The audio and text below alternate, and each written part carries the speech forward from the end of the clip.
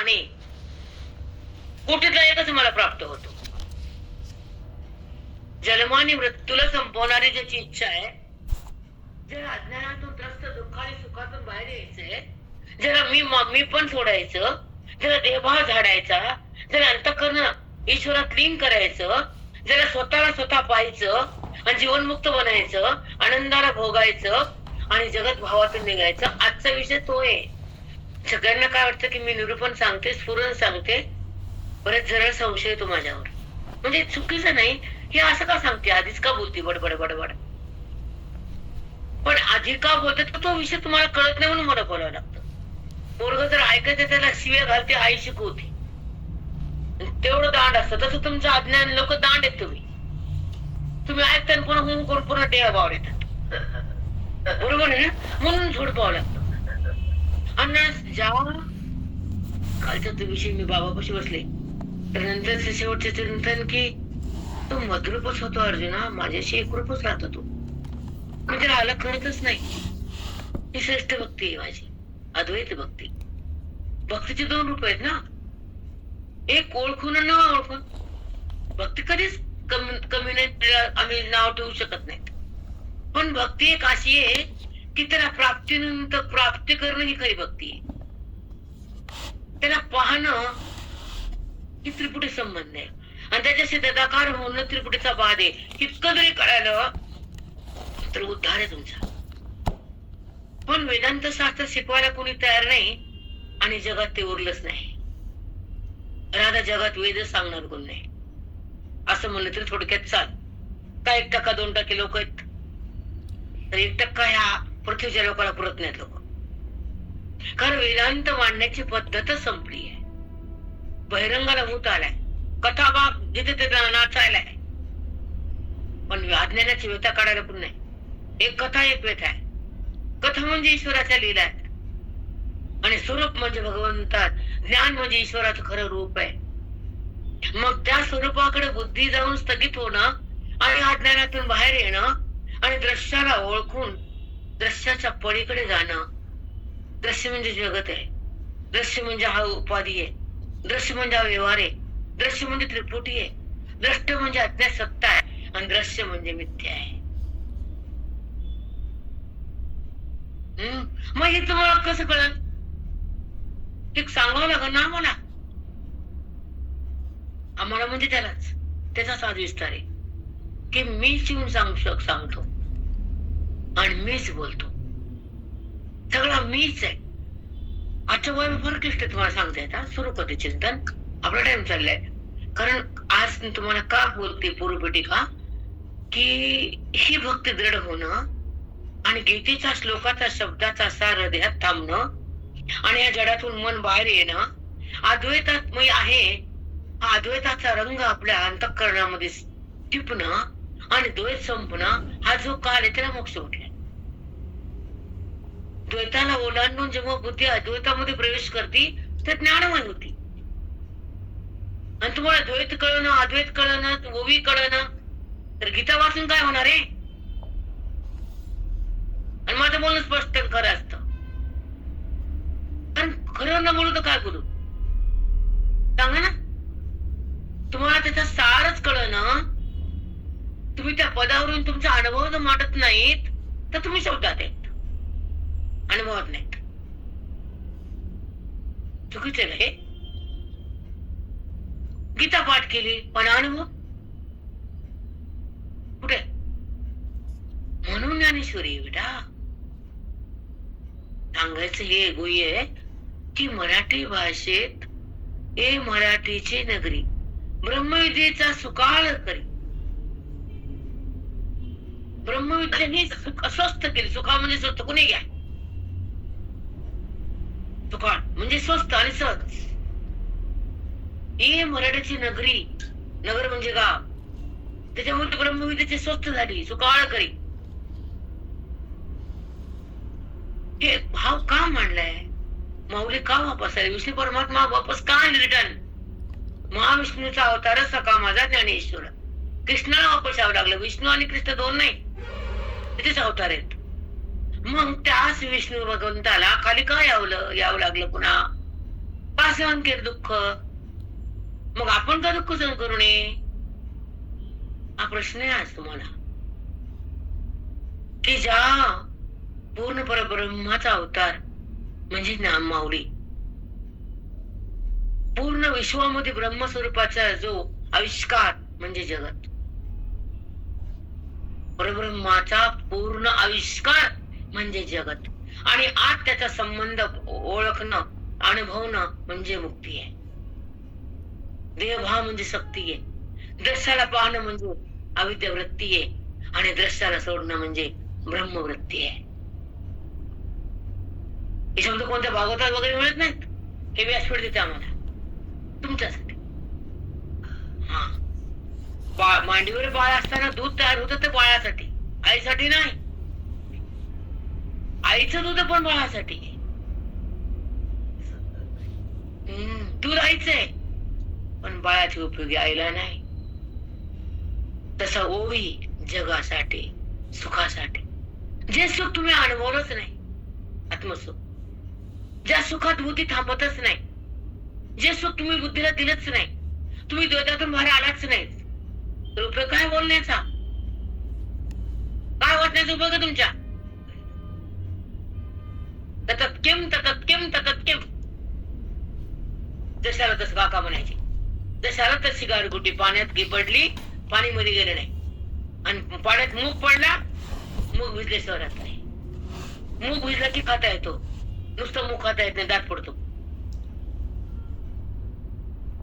नुसता मूग खाता येत नाही, पण मुगात पाणी शिरलं तर ते मूग खाता येतो आणि पचतो.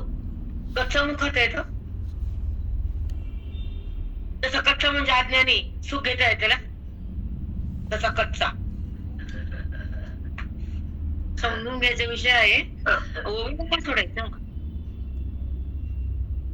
जे ओवी सुंदर आणि जाग करणारी बुद्धीला, जे ज्ञान अज्ञानाला घालवणार आहे, जी गीता जीवाला सुख देणारी आहे, जे संत अज्ञानाला संपवणारे आहेत. माऊली कोण आहेत? संत नाहीत का? महाविष्णूचा अवतार म्हणजेच बालाजी आहे, महाविष्णू अवतार म्हणजेच माऊली आहे. दोन कुठे सांगा ना? व्यंकटेश कोण आहे? बालाजी. मग विष्णूच. माऊली कोण आहे? विष्णूच. आणि वेद कोण आहे? विष्णूच. जगत पण विष्णूच, आणि आठ पण विष्णूच, आणि मी पण विष्णूच.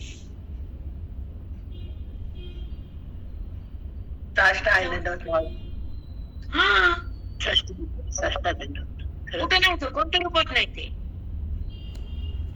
सांगा ना. म्हणून आजची जी ओवी ते कठीण आहे, कशी ते सांगते तुम्हाला. कुंडली तुकाराम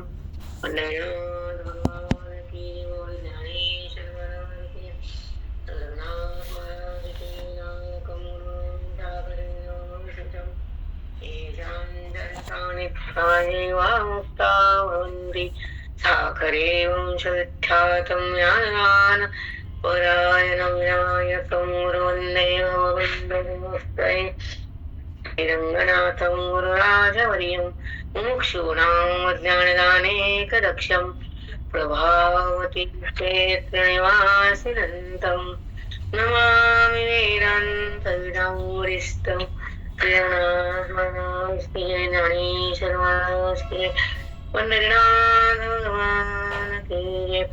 सब साधु संत की जय. श्री गुरुनाथ सद्गुरुनाथ मी परावडिया ज्ञानेश्वरी अध्याय 18. त्यामध्ये 1150 ओवी आपले निरूपण होत. 4-5 दिवसाचा गॅप झाला. तर एक सांगायचं तुम्हाला, जेव्हा भगवंताच्या मुखातून गीतेचा उगम झाला, गीतेची गंगा आली, आणि अर्जुनाच्या निमित्तानं आणि कुरुक्षेत्रामध्ये जन्म झाला त्याचा. धर्मक्षेत्रे कुरुक्षेत्रे समवेता उत्सवा. मग तिथे ते जन्मली, पण त्याला काल खूप लोटला. कारण भगवंताला अवतार म्हणून बरेच हजारो वर्ष झाले ना, पण त्याच गीतेचं ज्ञान प्रत्येक बुद्धीला झेपत नाही. गीता म्हणून मराठीत आणलं ते माऊली 700 वर्षापूर्वी. आणि हजारो वर्षापूर्वीची गीता, लाखो. आणि ते ज्ञान अर्जुनाला झेपलं कारण तो अधिकारिक्त होता, त्यांना गीता कळाली. पण आपल्याला समजायची तेवढी कॅपॅसिटी नाहीये बुद्धीची, म्हणून आपल्यासाठी ओवी तयार झाली. समजते आता ओवीचा डिफरन्स आणि गीतेचा डिफरन्स. म्हणून ओवीच्या बोधातून जीव ब्रह्म होईल आणि भगवंताला प्राप्त होईल, ही भगवंताची तळमळ होती. म्हणून त्याच भगवंताला माऊली व्हावं लागलं आणि 700-750 वर्षापूर्वी अवतार घेऊन जगाला ज्ञान देण्यासाठी हा महाग्रंथ रचावा लागला. त्याचं नाव ज्ञानेश्वरी. ज्ञान आणि अज्ञान. प्रत्येक जीव अज्ञानामध्ये जन्म घेतो आणि सुख दुःख भोगतो. मी माझ्यात अडकतो आणि दृश्याला आहे म्हणतो आणि भगवंतालाच नाही म्हणतो. हे भगवंताला पटलं नाही. दृश्य म्हणजे जगत. मग मी सोडून जगत नाही, मग मला पाहत नाही तर जगताला पाहतात. हे आज भगवंताला सांगायचंय. दृश्यातील लोटी आजची ओवी आहे की दृश्य जगत आहे. जगत म्हणजे मीच आहे आणि जगत माझ्या सत्तेवरच आहे. मी जर नाही तर जगत पण नाही. पण मला जाणत नाही तर जगताला, मला पाहत नाही जगतात, जगताला पाहतात. तर माझ्या वाचून जगत कसं सिद्ध होईल? याला उदाहरण देता येत आपल्याला. अलंकार. तुम्ही अलंकार आहे म्हणतात, लक्ष्मीहार म्हणतात, पण लक्ष्मीहार म्हणताना सोनं लागतं करायला. हार म्हणतात तुम्ही, पण सोनं म्हणत नाहीत. तसं जगत म्हणतात, पण जगदीश्वर तुम्हाला कळत नाही. तुम्ही जगताकडेच घेतलेले. रामकृष्ण. कारण तुम्ही जगतालाच बघतात ना. जेव्हा जेव्हा दृश्याचा बाध होईल आणि तिथं असलेला परमात्मा प्रगट होईल आणि दृष्टी जगताला सोडून भगवंतात जाईल राहील, तो जीवन मुक्त होईल. हा विषय आपला आजचा आहे, दृश्यावर अवलंबून. आणि तुम्हाला माग प्रश्न देता मी, द्रष्टा कोण आहे? दृश्य काय आहे? द्रष्टा आणि दृष्ट्याचा संबंध कसा आहे? सखोल वेदांत बेटा, सखोल. साधा नाहीये. समजू नका त्याला, साध्यात घेऊ नका. कारण द्रष्टा, द्रष्ट पोवावेजी, माऊलीचा आशीर्वाद आहे ना 5000 मध्ये. द्रष्टा द्रष्ट पोवावेजी, एक म्हणायचे ज्ञान देवो, हा होईल ज्ञान पसाव. हा माझा प्रसाद होईल तुम्हाला जेव्हा तुम्ही द्रष्टा रूपानं दृश्याला द्रष्टाच करतात. दृश्य उरणारच नाही तुमच्या सत्तेत, तेव्हा माझा तुम्हाला प्रसाद मिळेल, मोक्षाचा, सुखाचा. माझ्याशी तुम्ही अभिन्न होताल भगवंताशी.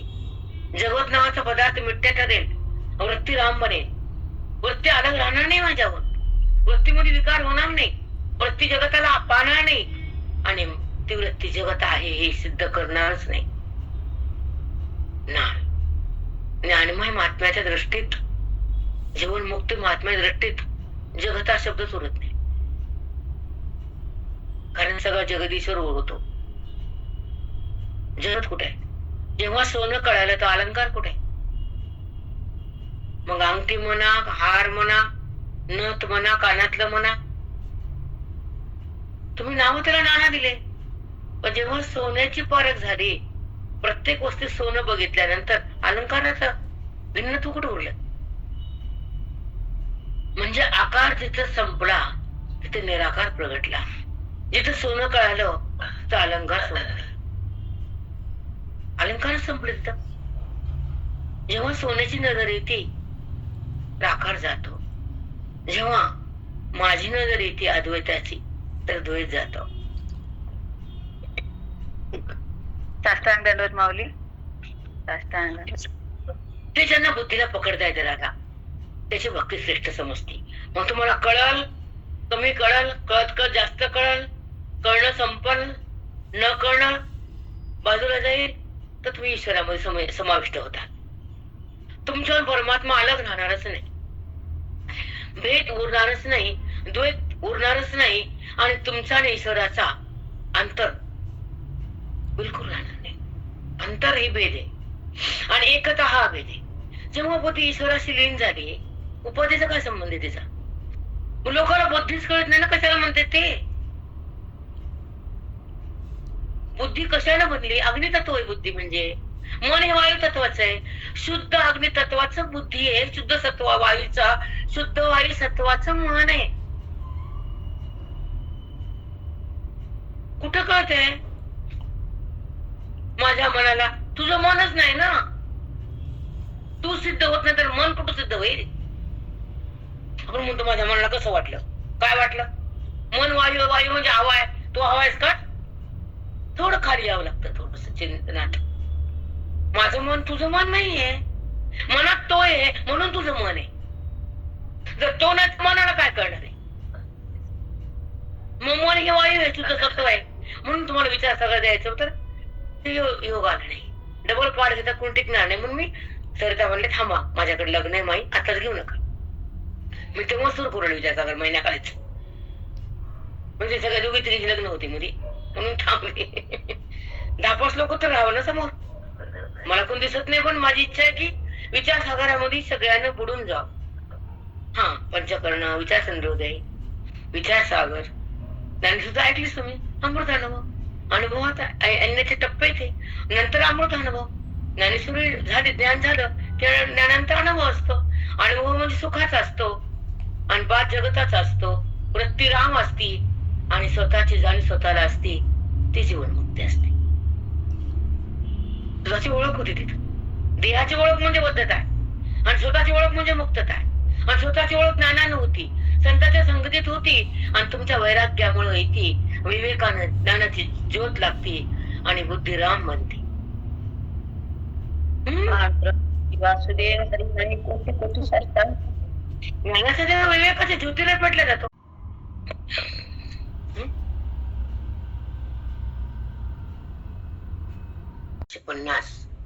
1150 उच्चार करू आणि आपण आपल्या माऊलीच्या बोधात राहून वेदाचं पावर आणि कसं असतं ते मनाला जाग करतं. वेद काय तर बुद्धीला ब्रह्म करतं. वेद काय? सुखाला उद्भूत करतं. सुखाला प्रगट करणं म्हणजे वेदाची शक्ती. जसं आपण अन्न खाल्लं की आपण ताकद येते, तसं वेदाचं चिंतन केले की आपला अधिकार येतो आणि आपण आपल्या रामापाशी जातो, देहापाशी नाही. बुद्धीने देहापाशी थांबणं आणि बुद्धीने रामरूप होणं आणि रामाकडे जाणं ही भक्ती आहे. आणि राम होणं ही निवृत्ती आहे आणि रामाची अनुभूती येणं ही जीवनमुक्ती आहे. हे टप्पे तुम्हाला समजायला पाहिजे. आता याच्यातून तुम्ही पुढे सरकारायला पाहिजे की नाही. जेव्हा मुलगी मोठी होती तर ती बापापाशी राहते का? सोडते ना बापाला एका पतीसाठी, बरोबर आहे ना? मग परब्रह्मा बुद्धीचा पतीच आहे ना, अखंड त्याच्यापाशी राहायचंय ना. आणि त्या बुद्धीला त्याची ओळख करायची ना. ओळख कोणाला? गुडघ्याला का? बुद्धीलाच ओळख. आणि बुद्धी परब्रह्म बनते आणि बुद्धीच त्या ईश्वरामध्ये एकरूप होते, बाकी काही नाही. आजच्या विषयामध्ये कर्माचा काही संबंध नाही माझ्या प्राप्तीत. म्हणणे भगवंत बोलले ते ऐका कसा संबंध आहे. तिथपर्यंत यायला कर्म लागतं, पण मला ओळखताना कर्म लागत नाही तिथपर्यंत यायला. जसं ऑटो आणि रेल्वे. ऑटो पर्यंत रेल्वे पर्यंत ऑटो आहे, पण ऑटो सोडलं तरच रेल्वे. मग ऑटोत बसून म्हणलं तर रेल्वे निघून गेली. ऑटो सोड तर रेल्वे मध्ये बसता येईल. तर तुम्ही म्हणता आम्हाला ऑटो सोडायचं नाही, तिथं आमचं काही चालत नाही. सोडायचं नाही, प्रत्येकाचा विषय असतो ना.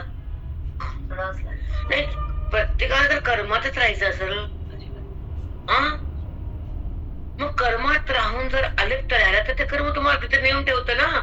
आठवण आणलं ना, ट्रेन मध्ये फक्त बसायचं. आठवण आणलं ना ट्रेनच्या स्टेशन पर्यंत, मग तुम्ही सीटवर बसा ना रेल्वेच्या, कारण बुकिंग झाली ना. सद्गुरू भेटले म्हणजे बुकिंग झाली. वेदांत कळाला म्हणजे त्या सीटवर बसता आलं, पण अधिकार कमी पडला म्हणून सीट सोडावं लागलं, पुन्हा आठवायला. एक बसते. आता कसं म्हणते मग भगवंत ऐका. अध्याय 18 आणि ओवी 1150 आहे. तैसी क्रिया किरण साहे तरी अद्वैती भक्ती आहे. ते अनुभवाची जोगे नवे बोलायचे तैसी क्रिया किरणस आहे. तिथं क्रिया बिलकुल जमत नाही, तिथं कर्माची काहीही गरज उरत नाही. माझ्या प्राप्तीला फक्त माझी ओळख आहे आणि मला ओळखण्याची बुद्धीची नजर आहे. क्रिया किरणस आहे. माझ्या भेटीमध्ये कर्म करायची गरज नाहीये. क्रिया किरणस आहे कशी नाही बघूत आता. तैसी क्रिया किरणस आहे. भगवंत म्हणतात माझ्या प्राप्तीसाठी वेदाकडे यावं लागतं आणि ज्ञान श्रवण करावं लागतं. माझ्या ओळखीसाठी बुद्धीला माझी जाणीव होती. कर्मानं अंतःकरण शुद्ध होत आणि मला ओळखायचं तर बुद्धीनं जाणायचं. ओळखणं म्हणजे जाणणं. मग मी तुझ्या जवळ आहे तर बुद्धीला तिथेच न्यायचं आणि त्याचा स्पर्श भोगण्यासाठी वेदांताची शक्ती आणि गुरुवर भक्ती आणि ही शब्दाची अनुभूती. म्हणजे माऊलीनं काय सांगितलं की तू परब्रह्म आहे, तुझ्या आत परब्रह्म आहे, तूच परमात्मा आहे आणि आत्मा मीच रूपान तुझ्या आतच आहे. तू कोण आहेस? परमात्माच आहेस. तुझ्या आत पण मी आत्माच आहे. मग तू माझ्या आत नाही तर बाहेर का जातो? म्हणजे वृत्तीने आत जाणं हे अंतर्मुख आहे. वृत्तीने व्यवहार करणं म्हणजे बहिर्मुख आहे. वृत्ती बहिर्मुख कधी होती? बुद्धी जेव्हा त्रिपुटीच्या द्वारे बाहेर येते नेत्रातून. अंतःकरणाची वृत्ती म्हणजे मन. डोळ्याच्या द्वारे वृत्ती बाहेर येते आणि जगाला पाहते ना, हे आहे ते आहे, मग व्यवहार होतो. त्रिपुटीच्या संबंधाने व्यवहार आहे, पण अधिष्ठान मी नसलो तर व्यवहार पण नाही. म्हणून करते पण आपल्या डोक्यावर घेतो आपण जेव्हा आपल्या अधिष्ठानाची नजर नसते. आद्यस्थातून बाहेर नसतो आपण. जगत आद्यस्थ, वृत्ती आद्यस्थ खोटी आहे आणि व्यवहार पण आद्यस्थ खोटाचे कल्पित. पण मी खोटा नाही. माझ्या संबंधाने व्यवहार आहे आणि तू म्हणतो मी व्यवहार केला, पण संबंधी मी आहे. माझ्या संबंधाने वृत्ती व्यवहार करते. आता तुम्ही जर म्हणलात ना कसा व्यवहार करते, तुम्ही कोणी विचारतच नाहीत. तेवढी नजर नाही बेटा. अभ्यास पण असतो लक्षात हा. प्रश्न कसं करावं तेवढं लक्षात मांडायचे प्रश्न तुम्ही मला मांडायचं, विचारायचं. वृत्ती जर त्याच्याशिवाय संबंध कसा करते, ती त्याला घेऊन बाहेर कशी येते आणि त्याच्याशिवाय ती व्यवहार करत नाही तर वृत्ती तर खोटी येतो तो कराय, मग दोघे एकत्र कसे? नाना प्रश्न उठावर आता. तसे व्यवहाराचा प्रश्न उठतात ना, तसं परमानंट कुठे उठत कोणाला प्रश्न? अधिकारच नाही तर प्रश्न कुठले उठतील? म्हणून जीव कसा बनलाय, शिव कसा बनलाय, जगत कसं बनलाय ह्याच्या प्रक्रिया म्हणजे विचारसागर आहे. आपण जीवात्मा झालो ना, आपण आत्माच आहेत पण जीव, आपला भाव जीव भाव आहे. ब्रह्मभाव कुठे? जेव्हा ब्रह्मभाव जागा होईल तर तुम्हाला जीव कोणी म्हणणारच नाही, तुम्ही शिवच आहेत. पण तुम्ही स्वतः शिव असताना जीव बनलात अविद्येमुळं, मायेमुळं, आसक्तीमुळं, देहाच्या संबंधामुळं आणि रसाला आहे म्हणलात मुळे. याचे कारण खूप आहेत. तुम्हाला थोडं थोडं दिले मी, थोडे दिले तुम्हाला, कारण माणूस गोंधळून जात. आता जीव कसा आहे, शिव कसा आहे? जीव म्हणजे काय? जीवाची वाक्य काय? शिव म्हणजे काय? शिवाची व्याख्या काय? ब्रह्म म्हणजे काय? माया म्हणजे काय? अविद्या म्हणजे काय? जगत म्हणजे काय? कुठं कोणाला माहितीये? मग मी म्हणून म्हणलं पाठ झालं. कुठं कळालं उर्दू? उर्दू मूलमध्ये शाकम स्वतम प्रावरव्यम छंदांशस्थ परिणामी बोलली गीता मी म्हणली. आवड आहे, प्रेम आहे गीतेवर, पण छंदा यस्य ऊर्ध्व मूल कळालं. मग हे करण्यासाठी उभी आहे. ऊर्ध्व म्हणजे वरी, मूल म्हणजे खाली, मग शाख हे शाखा, हे संसाराचे सगळे वेगवेगळे रूप, फांद्या, पाण्याच्या फांद्या. मूळ वरी हे संसार वृक्ष उलट आहे. मूळ वरी तसं ब्रह्म आहे ते.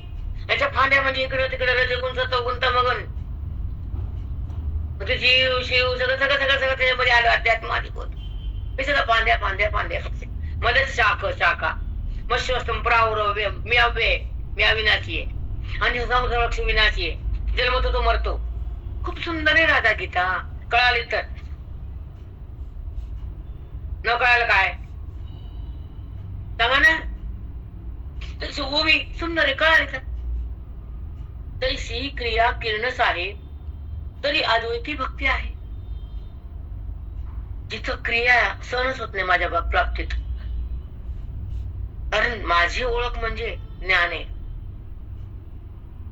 आणि माझं कर्म म्हणजे माझ्यापासून कर्म दूर आहे. कारण कर्मानं काय होतं, अंतःकरणातली अशुद्धता, अंतःकरणातली वासना, अंतःकरणातला संशय, अंतःकरणातलं जे मल ते जात अंतःकरण बळत राहत. नंतर माझ्या ओळखीसाठी ते तयार होत आणि नंतर व्यक्ती मला बघू लागते. एवढंच कर्म करतो. त्याच्या पुढे कर्म माझ्यामध्ये गरज नाही कर्माची. नंतर काय आहे, माझी ओळख. मग तिथे कर्म करू नको, मला जा. मग जाण्याचं कसं, तर भवेतून. मानायचं कसं, अधिकारातून. प्राप्त कसं करायचं, अनुभवातून. सांगा शब्द चुकीचे असेल तर मी वापस घेते. सांगा चुकी शब्दात कधी. मग तुम्ही पुढे सरता ना बेटा. एक एक आता 18 मध्ये तुम्हाला काय सांगितलं, साधा प्रश्न असतो, तर त्यांना अनुभूती मांडली सगळी अद्वैती. ऐका, तैसी क्रिया किरणस आहे तरी अद्वैती भक्ती आहे. मला प्राप्त करून जो मला माझ्याशी एकरूप राहतो, माझं नाम घेतो पण ओळखून, माझ्याशी एक करून, मला जाणून, मला ओळखून, जगताचा बात करून, द्वैताचा निराश करून, आणि जी बुद्धी माझ्यापाशी येऊन थांबती आणि महावाक्याने एकरूप होती, सत्संगामध्ये स्वच्छ बनती आणि गुरुच्या कृपेनं ती माझ्यामध्ये एक तदाकार होती. ती बाहेर येतच नाही. जशी लाट पाण्यावरच राहते, लाटेतच पाणीच आहे. लाट म्हणजे पाणीच आहे. तसा मी म्हणजे परमात्माच आहे. ही अनुभूती बेटा, बोलायचा विषय नसतो हा, पण माऊलीनं बोलून दाखवला इथे. अपरंपार शक्ती माऊलींची. तशी अद्वैती क्रिया नस आहे. अद्वैतामध्ये मीच आहे, कर्म नाही. कर्म आधी, ऑटो आधी आहे, स्टेशन आल्यावर मीच आहे, मग रेल्वे, डब्बा, ऑटो सोडायचा. तसं माझ्या प्राप्तीमध्ये कर्म सोडायचं, करायचं नित्य नैमित्तिक. ते पण सांगितले वेदाने सांगतात. कर्म नित्य नैमित्तिक दोन कर्म, प्रायचित्त नाही, काम्य नाही. इथपर्यंत आलं तर काम्य कर्म. प्रायचित्त करायची वेळ कशाला, वाईट वागायचंच नाही, प्रायचित्त करायचंच नाही. मी असं करू का, करू नको ना. वाईट वागला प्रायचित्त प्राप्त ना, मग तशी वेळेची होती नको. तसे कर्माचे जे प्रकार आहेत, तसं इथे ज्ञानामध्ये काय बोलले भगवंत, तर ते ऐका आता. अद्वैती भक्ती आहे की अनुभवाची जोगी नव्हे बोला ऐसे. तिची भक्ती माझी अद्वैत, ती फक्त अनुभव घेणाऱ्या कळती, ते बोलून दाखवता येत नाही. अनुभवाची जोगे नव्हे, अनुभवातून माझा भक्ती होतच नाही. अद्वैत भक्ती तिथं कर्म लागतच नाही. ज्यानं माझा अनुभव घेतला, ज्यानं माझा संबंध स्पर्श भोगला, ज्यानं उपाधीचा निराश केला, ज्यानं सत्संगामध्ये श्रवणामध्ये बडीमार झाला, तो भक्त मला प्राप्त झाला. तोपर्यंत मला प्राप्त होत नाही कुणीच. मान्य करा, आता कट्याचा माऊलीचं वचन आहे, आमचं नाही. आम्ही कोण, आपलं काय, सत्ताच नाही आपल्याला. मग इथं काय सांगितलं, अद्वैत भक्ती. आता जर तुम्हाला म्हणलं अद्वैत भक्ती म्हणजे काय, सांगता येत नाही. राज द्वैत रहित, जिथे द्वैत नाही. मला पुढे जायचंच नाही, कारण उभे अवघड आहेत. जिथं क्रिया किरणच आहे, जिथं माझ्या प्राप्तीमध्ये कर्म कशाला करेन, तो माझा अनुभव घेईल, माझ्या अनुभवात राहील. आणि हे सांगण्यासारखी भक्ती नाहीये. न बोला जोगे शब्द सांगतो मला, ऐका. हे अनुभवाची जोगे नव्हे बोलायचे. हे बोलून दाखवायसारखी भक्तीच नाही अर्जुना. हे अनुभव घेतो माझा आत. मग अनुभव कसा घ्यायचा, कुणी घ्यायचा, अनुभव कुणाला येतो, 2 मिनिट सांगते का येते. अनुभव ज्ञानी महात्म्याला येतो. साधकाला अनुभव घेण्यासाठी तो त्या साधक दशेत असतो, प्रयत्न करतो, त्या भगवंताला ओळखतो, भगवंतासाठी तो चिंतन करतो आणि भगवंताच्या प्राप्तीसाठी त्याची बुद्धी अगदी त्रस्त असते की मला तो पाहिजे, मला ते पाहिजे. जसं मुलीचा बाप आता लग्नाला पोरगी आली तर मला हेला बाहेर काढलं पाहिजे, मला पोरीला बाहेर काढायचंच असं ठरल्यावर ते शांत बाप बसतो का? हे पोरग ते पोरग बघतो, त्याकडे डोक्यात विचार करतो, आणि जेव्हा त्याला चांगला मुलगा मिळाला तर पोरं घेऊन टाकतो आणि निवांत राहतो. तसा चांगला गुरु मिळाल्यावर बुद्धी भगवंताकडे जाते आणि तो सद्गुरु निवांत राहतो. साधक कुणाला देऊन जमत नसते, कुणालाही आपलं म्हणून गुरु म्हणून जमत नाही, नाही जमता. अधिकाराशिवाय गुरु पण भेटत नाही भेटत. तुमचं तर जसा बाप मुलीला योग्य गुरु बघून देतो, तसा तो संत साधकाला योग्य ठिकाणी नेऊन ठेवतो. पण तिथे तुमचा अधिकार लागतो राजा.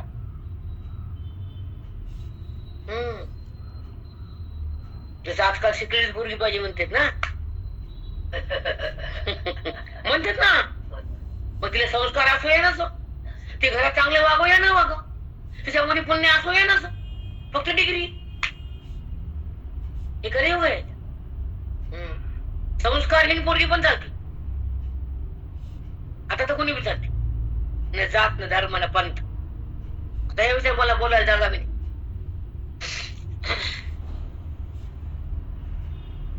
तेव्हा पूर्व संस्कार छंदे, आता बघा अद्वैत ज्ञानी कसा आहे, तेव्हा पूर्व संस्कार छंदे जे काही तो अनुवादे, तेने आळविलेनी ओ दे बोलता मेची, तेने आळविलेनी ओ दे बोलता मेची.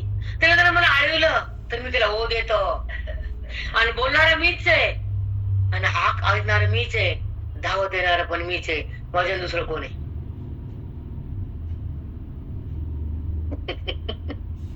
हेच मी पण सांगतो तुम्हाला की काय म्हणतात भगवंत ऐका. तेव्हा पूर्ण संस्कार छंदे ज्ञानी झाला, अद्वैत बघते तो अनुभवात आहे, मग तो कसा व्यवहार करतो, काय खातो, काय बघतो, तो कर्म करतो की नाही करतो, कशामुळे? पूर्ण संस्कार. पूर्ण संस्कार छंदे जे काही तो अनुवाद आहे, जे काय करेल तेच पूर्ण संस्कारण करण. तो कर्मात नाहीच आहे, कर्म करता नाहीच आहे, तो माझ्यात आहे. म्यूट पडले माई हो, माई म्यूट पडले. पूर्ण संस्कार छंदे, कर्म सोडा म्हणतच नाही ज्ञान. जे मी त्यांचा व्यवहार होतो नंतरचा पुढच्या भागच्या संस्काराचा छंद होतो त्याला, ते संस्कार ते छंद त्या इंद्रियाचा व्यवहार कायम राहतो, पण तो कर्मात नसतो, माझ्यात असतो. पांडुरंग हरी वासुदेव हरी साष्टांग दंडवत राधा मया गयाला ते करता नाहीच ना.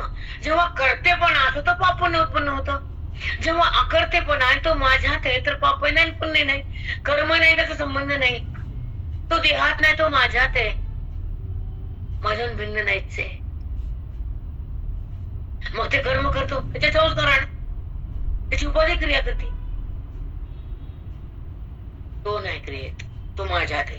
आणि क्रियेमध्ये इंद्रिय येतं, कारण त्या इंद्रियाला तो छंद आहे, म्हणून ते इंद्रिय ते कर्म करतात. किती सुंदर निरूपण केलंय. आता काय एवढं कळायला बुद्धी काय घाण राहील, पण तुम्ही जर त्याला सोडून देता तर काय उपयोग आहे? एकनिष्ठ राहा ना माऊलीशी. जन्माचे छंद आहे म्हणून पूर्ण संस्कार छंद आहे, जन्मोजन्मी त्याने कर्म केले, छान वागला, त्याच संस्काराने ते इंद्रिय तसे काम करतात. काल बाबा बोलले हे आमचा किट्टू इथं कस का, त्याचे छान पुण्य संस्कार म्हणून ते घरात आहे, बाकीचे रस्त्यावर आहे, परत आहे की नाही.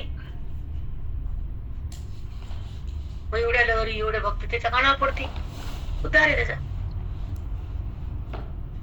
असं असतं, थोडक्या गोष्टी कळावं लागतं, कळत नाही म्हणून आपण अडकतो.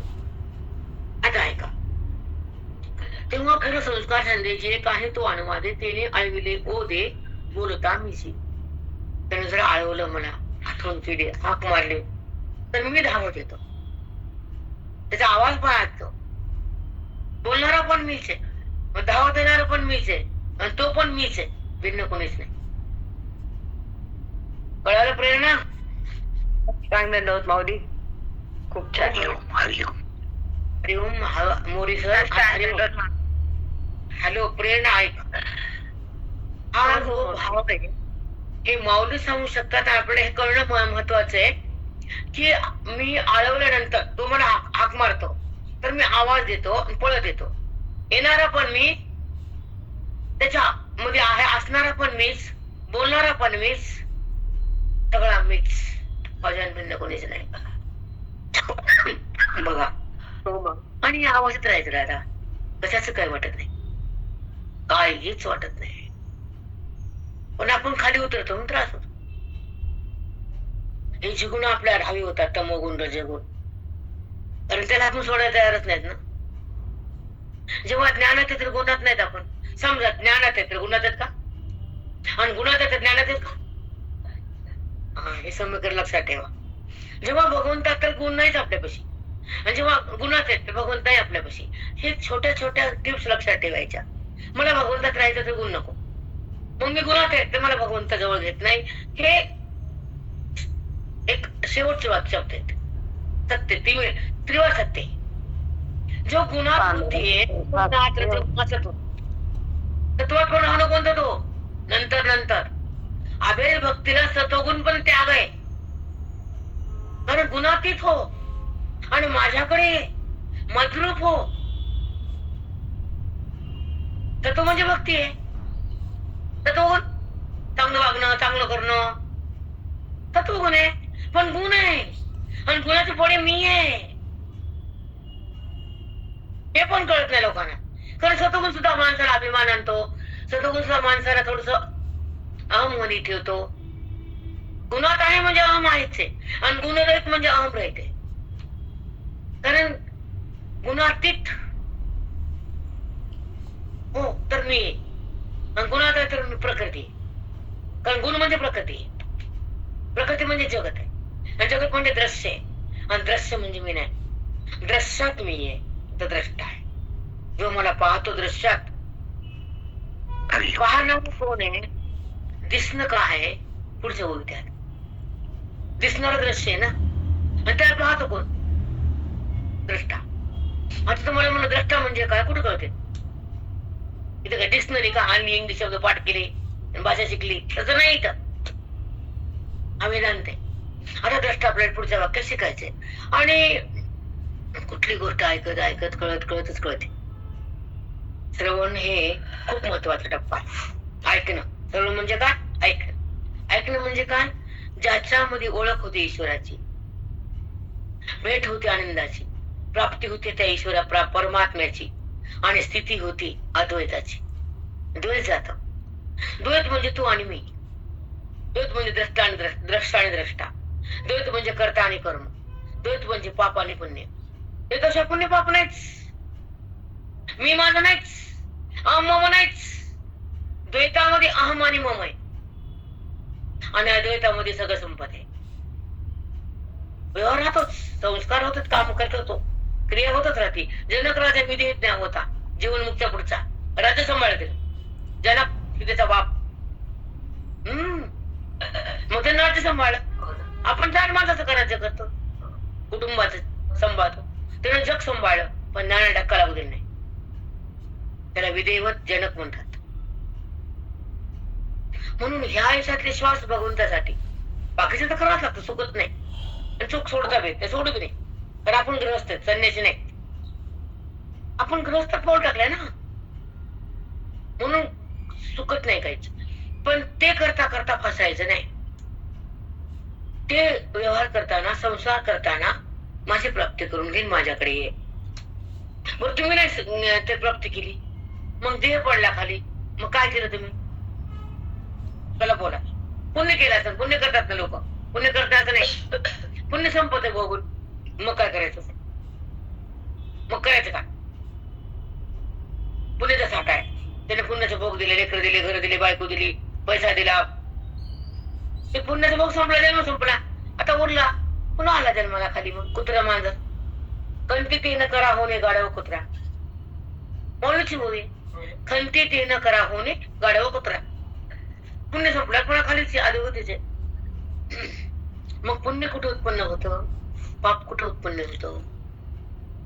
अज्ञान अवस्थेत. ज्ञान अवस्थेत पुण्यम न पापम न सौख्यम न दुःखम चिदानंद रूप शिवोहम शिवोहम. पुण्य नाही पाप नाही. त्याने मला सोडून बोल नाही, त्याला टाळ्या जाणार नाही, बिलकुल नाही. कारण ती स्थिती त्याची उच्च स्थिती ना, मग त्याला काहीच नाही. अभंग आहेत ना, उपाधी वेगळे तुम्ही निर्विकार, अभंग आहेत त्यांचे. तुकोबारायांचे अभंग खूप आहेत. आता पुढे आहे का,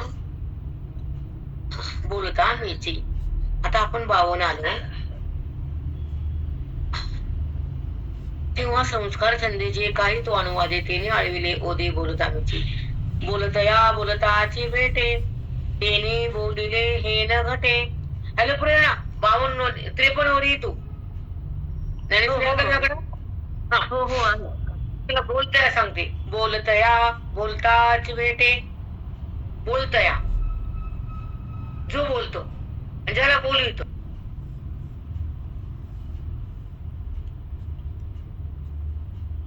ऐका, बोलतया बोलताच भेटे तेथे बोलिले हे न घटे. ते मौन तव गोमटे स्तवन माझे.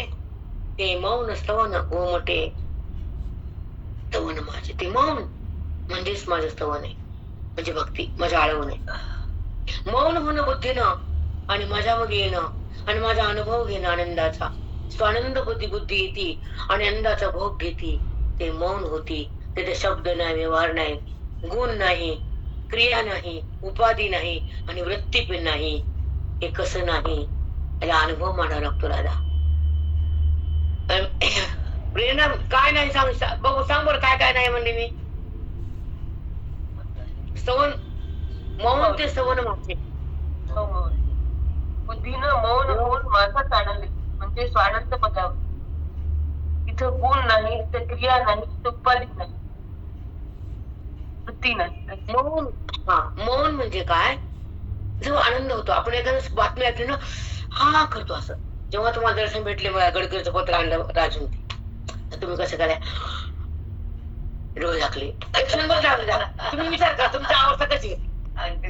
तुम्ही आमच्या मधून तिकडे गेलात, हा केलं, हा करता डोळे काय झाले बंद. बरोबर आहे ना. कसं होतं त्यावेळेस की एक जो आनंद होतो, आनंद त्याच्यामुळेच होतो, त्याचाच असतो. पण आपल्या वाटतं ह्याचा झाला, त्याचा झाला, त्याचा झाला, त्याचाच होता. ते वेगळं व्यवहार सांगायचं ते व्यंकटेश सांगते दर्शन म्हणून त्याचाच आनंद आहे ना. पण इथं जेव्हा जेव्हा सुख होते घरात, सुख पदार्थाचं नसतं. नाही, सुख हे जड पदार्थाचं नाही. कारण जड पदार्थ सुख देऊ शकत नाही. क्षणाचं आहे, क्षणाचं. सगळं जगत जड आहे आणि जगताचं आपण हे आहे, ते भेटलं, ते भेटलं तर क्षणिक आनंद असतो आणि तो व्यवहारात असतोच. पण ज्ञानी महात्मा त्या आनंदात रुकत नाही, थांबत नाही, त्याच्यामध्ये अडकत नाही, त्याची इच्छा पण करत नाही. तो देतो, त्याला न मागता देतो. देतो इच्छा नसताना त्याला द्यावंच लागतं. अरे पुण्य जेवढं होतंय त्याचं फेड कसं फेड म्हणते ती, असं फेडते. खरी गोष्ट आहे. ते मग तो इतकं भक्ती करायला, एवढं प्रेम करायला, त्याला काय काय देऊ.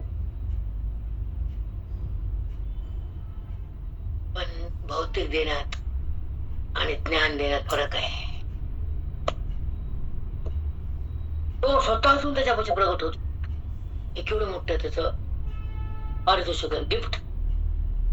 तो स्वतःतून त्याच्यापाशी एकरूप होतो. तो तिथे बॉयला राहतच नाही त्याच्यापासून. द्वैत भक्तीमध्ये तो धावून येतो, कष्ट करतो भक्त तिथे परत तात्पुरतं. तेवढं दुःख झालं, निघून गेला. आता कुणाचे बात पण केले, कुणाचा लंगडा पावाचा नीट केला, कुणाच्या पायाचा काटा काढला, केलं नाही का. पण तात्पुरतं अडचण दूर केली. पण ज्ञानी भक्ताच्या अडचण त्याच्यापासून जातच नाही आणि हे भक्तापाशी ते कायम राहतच नाही. इतकं तरी कळतं, खूप काय कळत. राहतो का, राहतो का, धावून येतो ना संकट. आम्ही कुठं म्हणतो नाही, देतो ना तुम्हाला, आम्ही ते पण म्हणत नाहीत नाही म्हणून. तो देतो बी, धावून येतो बी, पण तुमच्यापाशी कायम राहत नाही. हे त्या बुद्धीला भेदाला समजत नाही. पण भेद, बुद्धीचा भेद गेल्यावर तो भगवंत त्या जीवात्म्यापासून अलग होतच नाही. ते ज्ञान, श्रेष्ठ भक्ती, अमर भक्ती, अद्वैत भक्ती. हा, खरी भक्ती हीच आहे. माना नाहीतर न माना, अपने अपने अधिकार पे डिपेंड है वो. जैसा अधिकार वैसा अनुभूति, वैसा फल. मग तसंच आहे. ज्या आजकालच्या ओवी संपताना मी बसले होते महापुरुषी रात्री, ते ना म्हणले देवापेक्षा संत मोठा आहे, तो मोठा आहे, माझी ओळख करून देतो. मी कुठे जगाला करतो, मला माझं वर्णन करताच येत नाही, मी कसं आहे सांगताच येत नाही. पण संता वाचा माझा भक्त माझ्यापाशी येतच नाही. जो मला बेटा वाटतं ना, जसं आईला मुलाला बेटा वाटतं, मुलांना आईपाशी आवडतं, तसं त्याला त्याचे लेकर, आपण त्याला आपण त्याच्यापाशी आवडत नाही. तो वाट बघत नाही आपली, बघतो की नाही? कारण ममे वंश माझाच अंश आहे, जीव लोके, जीव त्याचा नाता ना, हे सगळं मोठे माणूस आहेत. आपल्याला जेवढी तीव्रत आहे त्याला तेवढीच आहे ना. पण तुम्ही कुठे त्याला ओळखता? मागता, ओळखत नाही. मागणं वेगळं, त्याला ओळखणं वेगळं, त्याला पाहणं वेगळं, त्याला जाणणं वेगळं. जाणणं ज्ञानानं, पाहणं वृत्तीनं, त्याला प्रेम करणं ते तुमच्या गुणानं, सत्वगुणानं, आणि त्याची भेट ज्ञानानं. ते आलं कुठं करते? त्याला पाहताना मध्ये वृत्ती आहे आणि त्याला जाणताना वृत्तीचा आवाज आहे. कुठं कळत आहे? जाणणं म्हणजे त्याला कळून घेणं, आणि कळण्यामध्ये मद्रूप होणं, तद्रूप होणं. मग तद्रूपतेमध्ये वृत्ती नाही, विषय नाही, जगत नाही, देह नाही, शब्द सुद्धा सहन होत नाही भगवंताला. भगवंताच्या भेटीमध्ये मौन ते सवन माझे. मग मौन जी होतो त्या पदावर राहतो, स्वानंदाकडे येतो, स्वानंदच होतो. तद्रूप झाला, देहावर नाही आला तो. ज्ञानी भक्त देहावर कधीच नसतो. बोलला, रडला, बसला, हसला, खेळला, काहीच नसतो. त्याचा व्यवहार त्याच्यात नसतोच, कारण तो भगवंत असतो, त्याच्यासमोर भगवंत असतो, त्याच्या तो प्रगट असतो, तो संत महात्मा असतो. कळून घ्या, नाहीतर न कळून घ्या. हरी वासुदेव हरी, कोटी कोटी साष्टांग दंडोत माई. 8 दिवस कसं राहत. हा, एक मिनिट का मधल्या कोणी बोललं